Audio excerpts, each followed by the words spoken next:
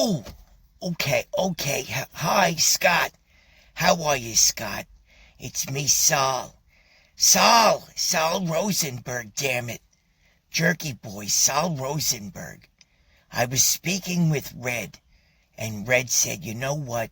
Scott's got a big 50th birthday. It's a big thing. Everyone's going to be happy, and it's going to be a joyous occasion, and we're going to have cakes and little other things. Not just cakes, he said. Scott, he didn't say just cakes. Red said other things. So I thought that was fantastic. 50's a big deal, Scott. So I wouldn't just, make like it's nothing. I said, you know what, Red? I said, why don't we take Scott to the observatory? That would be a wonderful gift. And right away he started complaining about New York City, and he doesn't trust it today. And how are we going to get to the Empire State Building if these people are blocking up the streets with their little carpets? Everybody's a magic carpet guy today, like my good friend Tarbosh. Everybody today, they're all good. They're all top flyers. They're all ace barons with their little carpets. He says, we won't be able to get to the Empire State Building. I said, that's bullshit, Red. We're going to have to straighten that out. Because on my birthdays, about 50, 51, that's what I would do. And you know that, Scott. I don't have to keep reiterating these things. I would always go to the observatory at the Empire State Building. And some days I was there, I couldn't see so good, damn it. Because of these glasses, I couldn't see when I was there. It would drive me nuts. But I never had any issues getting into the building. Well, that's not true exactly, Scott.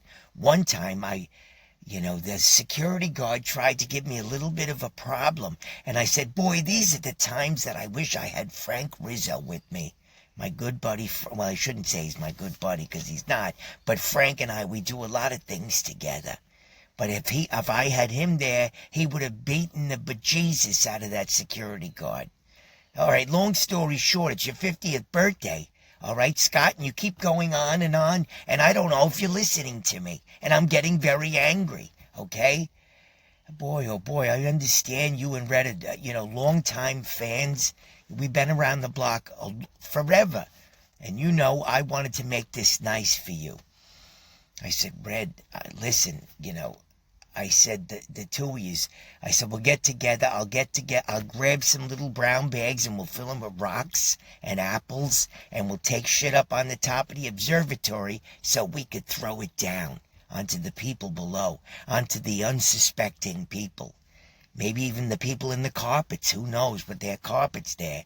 We'll throw shit down on them, But anyway, listen, I just wanted to say happy birthday, you bastard, okay?